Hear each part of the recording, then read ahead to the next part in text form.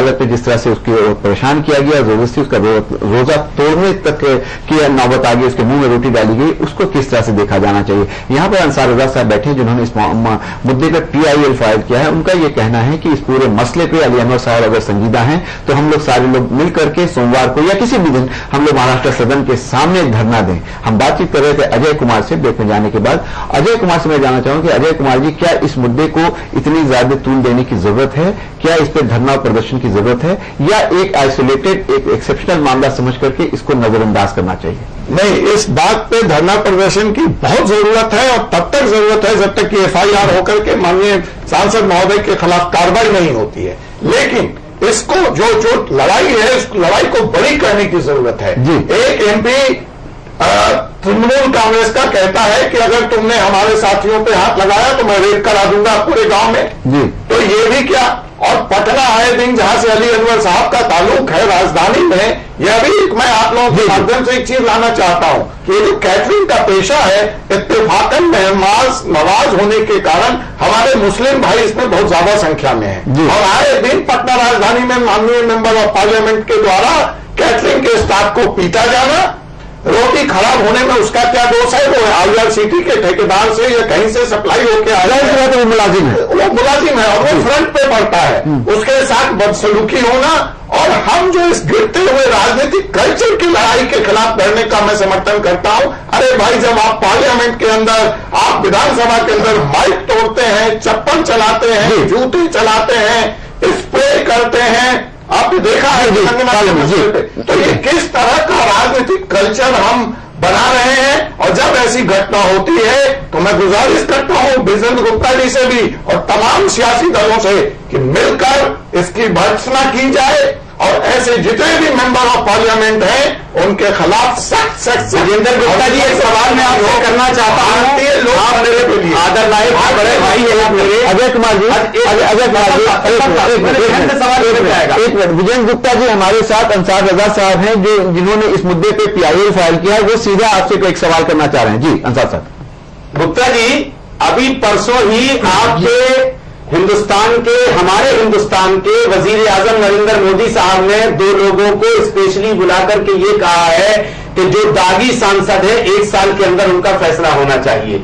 पहली बात तो ये इतना बड़ा हादसा हुआ है, मोदी जी को चाहिए था कि एक ही ट्वीट कर देते, लेकिन अमेरिका जाने के लिए कपड़े सिलाने से फुर्सत नहीं है उनको इस वक्त। बड़े बड़े जो है फैशन डिजाइनर बदले जा रहे हैं। मैं ये कहना चाहता हूं कि क्या आप इस बात की तारीफ करते हैं, आप इस बात का समर्थन करते हैं कि मोदी जी को इन तमाम 11 सांसदों को भी उसमें शामिल करना चाहिए? ये इनके ऊपर भी ये दाग लग चुका है, पूरे हिंदुस्तान के कल्चर को उन्होंने बर्बाद कर दिया है। क्या इन्हें भी हटाएंगे मोदी जी? चलिए एक बात जोड़ दूं, 32 मुकदमे बिचारे साहब के पास पहले से लंबित हैं। बिचारे साहब जिन MP के बारे में ये बातचीत है, विजेंद्र गुप्ता जी आपकी जानकारी होगी, लेकिन फिर भी बता दें उनके ऊपर बहुत सारे मुकदमे पहले से चल रहे हैं। विजेंद्र गुप्ता जी, 32 मुकदमे हैं। मैं तो जो अजय कुमार जी ने बोला था, जी मैं उससे काफी हद तक सहमत हूँ। जी बोला कि जितनी चर्चा यहाँ हो रही है ये सब अपने अपने राजनीतिक रोटियां सेकने के काम। मैं किसी राजनीतिक दल से नहीं आता हूँ। अंसार रजा साहब राजनीति से नहीं है, मैं किसी राजनीतिक दल से नहीं आता हूँ। मैं ये सब राजनीतिक। गुप्ता जी, मैं राजनीति नहीं कर रहा हूँ, जवाब नहीं है आपके पास, इसलिए आप ये थोप रहे हो। मैं अजय कुमार जी ने जो कहा ठीक है, जो भी इसमें कार्रवाई बनती है, लगता है अगर तो वो अब अच्छा इसमें भी लग रहा है अभी सीधे तौर पर होनी चाहिए कि वो व्यवहार कुछ चलता होना चाहिए सरकारी मुलाजिम के साथ, वो वहां पर नहीं दिखाई दी। अगर कोई चीज ठीक नहीं है कोई उस पर अपनी बात कहने के बहुत सारे तरीके हैं, उस पर कार्रवाई करने के और बहुत सारे तरीके, लेकिन ये डायरेक्ट एक्शन जो है ये बिल्कुल सही नहीं है, इसको मैं सही मानता हूं। दूसरा, उस बच्चे को भी मैं तारीफ करना चाहता हूं। वो है कहां बच्चा? वहां पर उसे गायब करवा दिया गया है। चाहता हूं जो उसने अपने इस पूरी घटना चक्र में तुरंत अपनी बात कही और कुछ ही सेकंडों में सब कुछ हो रहा है। ये जितनी लंबी लंबी कागजें यहाँ सुनाई जा रही है मुझे इस पर बहुत दुख और तकलीफ हो रही है क्योंकि ये तो सेकंडों में हुआ है। अगर आप उसका पूरा देखेंगे तो मुझे क्या जी तो इसलिए इसको इस तरह का जोड़ना इस देश की अकलियत के साथ अन्याय करना है।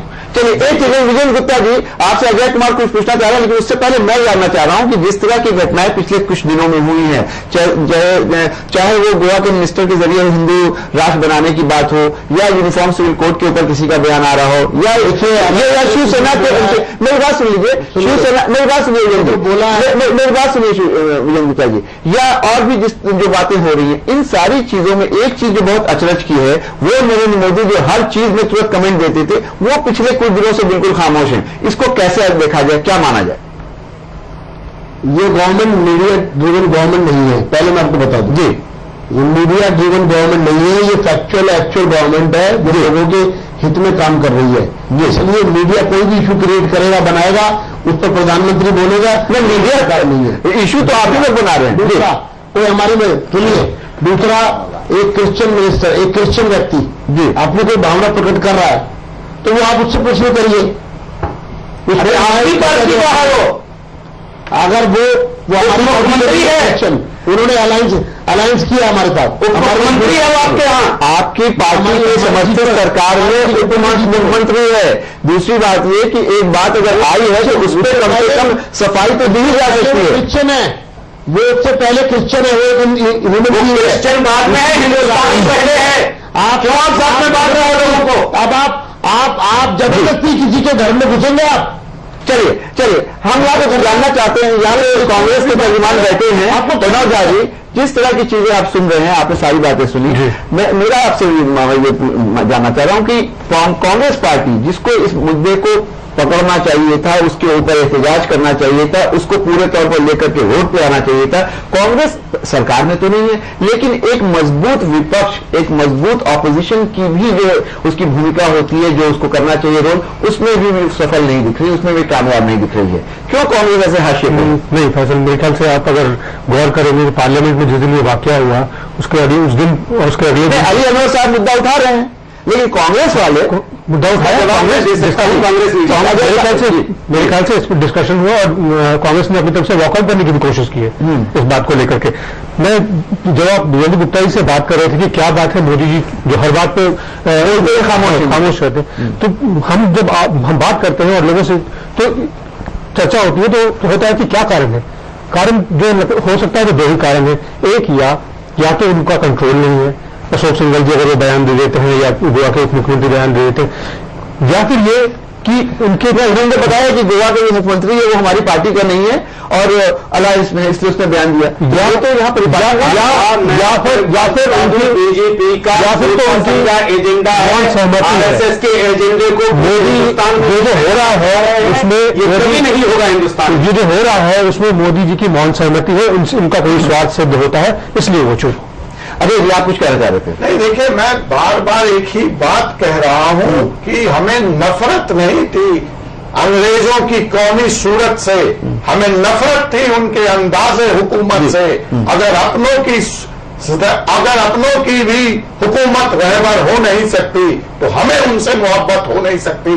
जनता की तरफ से हमारे रहनुमाओं को यह खुला संदेश देना चाहिए। और माननीय विजय गुप्ता जी जो कह रहे हैं कि बाकी सब बहस बेकार है, फैसल साहब आपकी सरकार है FIR दर्ज कराकर अविलंब उस माननीय MP महोदय साहब के खिलाफ कार्रवाई करके फैसल साहब ने एक सवाल किया है, खत्म किया है। अजय जी, फैसल साहब ने एक सवाल किया है, कांग्रेस पार्टी के तर्जुमान यहां बैठे हुए हैं कि इस मामले को कांग्रेस का मुश्किल है या उस तरह से रिएक्ट क्यों? देखिए, कांग्रेस अब इस बात को समझ चुकी है कि मुसलमानों के मसले को उठाना फजूल है, अब ये हमारे हाथ से बाहर जा चुकी है। बेफालतू मुसलमान इसी वजह से अली अनवर साहब सोच रहे हैं कि अब हम आकर के बात करके मुसलमानों को गोद में ले लें। कांग्रेस के लिए अब बेवकूफ नहीं रहा है, अब वो समझदार। कुछ कहना चाह रहे हैं अली अनवर साहब? उसके पहले मैंने कहा रजा साहब हमारी की राजनीति ना कर पाए कांग्रेस के द्वारा। अब साहब जैसा हमारे मुद्दे को कांग्रेस ने जानबूझ के नहीं उठाया, इसलिए उसको मालूम है कि कुछ भी कर लिया मुसलमान उसको देना चाहता है। शायद इसी वजह से अली अनवर साहब ने इस मुद्दे को लपका है और इस पे उन्होंने पार्लियामेंट में हंगामा किया है। कैसे देखते हैं अली अनवर साहब? नहीं, देखिए फैसल साहब, जी बोलिए। ये बात सही है कि सबसे पहले हमने इस सवाल को उठाया जी, लेकिन हमारे सिर्फ उठाने से नहीं होता जी। तमाम अपोजिशन बीजेपी और शिवसेना को छोड़ करके जी सब लोग, उसमें कांग्रेस पार्टी भी शामिल है, सब लोग हाउस में खड़े हुए। जी क्वेश्चन आवर जंग हुआ। जी मैं ये इनको कहना चाहता हूं, थोड़ा मालूम रखा जाए। हमको क्वेश्चन आवर में बोलने का मौका मिला जी और जितने भी इस बहस में जितने भी सवाल उठाए हैं, जी अभी रजा साहब ने जो PIL में जितने भी सवाल जी उठाए हैं, जितने बातें कही हैं, तमाम मेंबर पार्लियामेंट ने अपने अपने अंदाज से, जी पूरी बहस हुई है हाउस में जी और अपने अपने अंदाज से सब लोगों ने वो बातें रखी है। ठीक है। उन पर FIR करने से लेकर के, उनकी मेंबरी खत्म करने से लेकर के, इस मामले की जांच कराने से लेकर के, और हम लोग तो कहते हैं कि जिसको जो आंदोलन करने का है वो आंदोलन करे, इस मुल्क में शांतिपूर्ण तरीके से आंदोलन करे, किसी को किसी ने रोका हुआ नहीं है। धरना दे, प्रदर्शन करे, आमरण अनशन करे, भूख हड़ताल करे, जो करना है करे। अपने अपने सबका अंदाज है, कोई एक दूसरे के की जागीरदारी नहीं है कि निर्देश दे देगा। क्या इसमें आप और कांग्रेस हमारा साथ देंगे, हमारे साथ धरने पर बैठेगी कांग्रेस और आप? ये पूछ रहे हैं अली अनवर साहब कि क्या आप इनका साथ दीजिएगा? कौन होते हैं ठेकेदारी करने वाले? आप तो उसी शिवसेना की तरफ से बात करने लगे हैं। आप कीजिए, अच्छी बात है। अरे आप आएंगे कि नहीं आएंगे ये बताइए, कीजिए। नहीं, ये हम लोग अपने अंदाज से न करेंगे कि आपके पीछे पीछे चलेंगे। हमारे पीछे मत चलिए, पीछे चलेंगे। नहीं, ये तो कह रहे हैं आप आगे चलिए, ये आप पीछे आगे चलिए, हम आपके पीछे चलते हैं भाई। आप अच्छे करिए, दूसरे आपके अंदाज में नहीं न चलेंगे। जिसको जो अपना तरीका है, जिस पार्टी का, हर पार्टी का एक डिसिप्लिन हो, कोई तरीका आप निकाल के आगे चलिए, हम चलते हैं अंदर साहब आपके पीछे पीछे। हम लाइन ऑफ एक्शन हम तय करेंगे अपनी पार्टी के लिए। हम दूसरे को कौन हो? चलिए आपने अपनी बात कह रहे पार्टी की आ गई ना, और जो है चलिए हम बात फिर घूम फिर करके कहीं ना कहीं पार्टी पे आ गई, पार्टी डिसिप्लिन, पार्टी लाइन के तय करने से नहीं न होगा। तो तय आप कीजिए, हम आपके साथ हैं। चलिए विजेंद्र गुप्ता जी कुछ कहना चाह रहे हैं। हम अपने लड़ाई लड़ने का तरीका समझें। चलिए विजेंद्र गुप्ता जी, आपके खिलाफ जिस तरह की बात हो रही है, ये बात बिल्कुल तय है कि सारे लोग इस बात को कह रहे हैं कि कहीं ना कहीं एक क्राइम हुआ है, ये क्रिमिनल ऑफेंस भी है, और कम से कम तुरंत शुरुआती तौर पे ही अगर इस पे जांच करवा करके तुरंत उनके खिलाफ FIR हो जाता तो कुछ मरहम लग सकता था उस बच्चे के ऊपर के जख्मों पे, और खास करके मुस्लिम जो कौम है उसके ऊपर भी। लेकिन ऐसा नहीं हुआ, और उसके साथ साथ जो प्रधानमंत्री नरेंद्र मोदी की जो चुप्पी है वो भी कहीं ना कहीं लोगों को सता रही है कि खामोश क्यों हो। क्या मजबूरी है आपकी? आप लोग तो ये पूरे तौर पे अपने बलबूते पे सरकार चला रहे हैं। अलायंस का भी कोई कंपल्शन नहीं है। पहले ये इल्जाम लगता रहा है कांग्रेस पे कि ये अलायंस के दबाव में कोई काम नहीं कर पाते हैं, वो भी स्थिति आपके साथ नहीं है। आप अपने खुद के बलबूते पे 283 लोग हैं, तो फिर क्या मजबूरी है? एक्शन क्यों नहीं लेते? एक उदाहरण क्यों नहीं सेट करते आप? अभी मैंने यहाँ आपने सवाल किया, उससे पहले मैं चर्चा सुन रहा था जी अली अनवर साहब और हमारे जिन्होंने पेटिशन किए सभी आपस में अंसार रजा साहब जी। तो पहले ये तो तय करें कि इनका मुद्दा क्या है। नहीं, मुद्दे पे कोई दिक्कत नहीं है। देखिए विजेंद्र गुप्ता जी, आप मुद्दे को भटकाने की कोशिश कर रहे हैं। मुद्दा दोनों अली अनवर साहब का और अंसार रजा साहब का एक है, दोनों के कार्यक्रम एक नहीं है, दोनों का मुद्दा एक है। अभी बहसबाजी नहीं, एक नहीं है, वही तो कह रहा हूँ। अली अनवर साहब ये कह रहे हैं मैं अपने तरफ से प्रोटेस्ट करूंगा, अंसार रजा कह रहे हैं मैं अपने तरफ से प्रोटेस्ट करूंगा। जी अब वही मेरा कहना है, ये बहसबाजी जो हो रही थी ये सब क्रेडिट लेने की हो रही है, यही हम कह रहे हैं।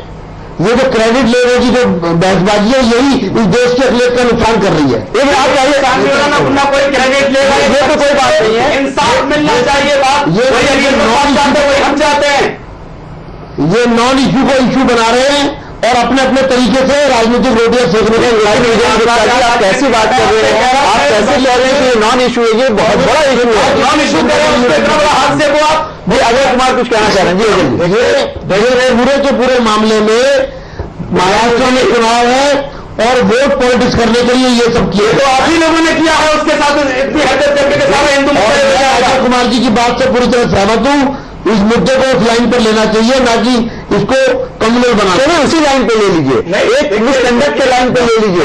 एक मेंबर ऑफ पार्लियामेंट को अपनी जो सीमा है उसको लांघने के तौर पे ले लीजिए, इसी तौर पे लीजिए। मेंबर ऑफ पार्लियामेंट के व्यवहार पर मेंबर ऑफ पार्लियामेंट का जो व्यवहार है वो एक आदर्श व्यवहार होना चाहिए, और इस तरह से चाहे स्पॉन्टेनियस व्यवहार था, लेकिन उनको ऐसा नहीं करना चाहिए। तो उनके साथ आपकी पार्टी क्या कर रही है? उसके लिए उन्होंने माफी मांग ली है। माफी मांगने से उसका बेटा वापस आ जाएगा। और अगर माफी मांग ली है तो क्या मतलब ये है कि अगर माफी मांग ली है तो मुद्दा समाप्त है। मतलब आप तमाचा मार के माफी मांग रहे मैं एक बहुत इंपॉर्टेंट बात करना चाह रहा हूं फैसल साहब, इससे आपका बहुत ही एनालिसिस मंच है जी। और मैं अली अनवर साहब और हमारे साथी जिन्होंने पीआईएल की है, मैं भी विजय गुप्ता जी की एक बात से सहमत हूं कि ये नॉन इशू है, इसको इशू न बनाया जाए, एफआईआर करके इस मसले को कानूनी पहल तक ले जाया जाए। जहां तक एफआईआर का सवाल है, वो कंप्लेनेंट सामने आएगा, उसको कंप्लेन भी देना पड़ेगा, ये भी कानून का एक पहलू है। एक बात जो मैं और कहना चाह रहा हूं कि इस तरह के छोटे मुद्दों को पकड़ के वास्तव में हम अखिलियत का नुकसान कर रहे हैं। मोदी सरकार ने ट्वीट नहीं किया, यह सवाल बन गया, लेकिन मोदी सरकार ने भी अखिलियतों के लिए एक बहुत ही महत्वपूर्ण फैसला लिया है। वो ये है कि जिस मुस्लिम भाई का, जिस माइनॉरिटीज का 6 लाख से कम सालाना इनकम है, उन बच्चों को विदेश जाने के लिए बिना इंटरेस्ट, बिना कलेक्टरल सिक्योरिटी लोन दिया जाएगा। ठीक है, मैं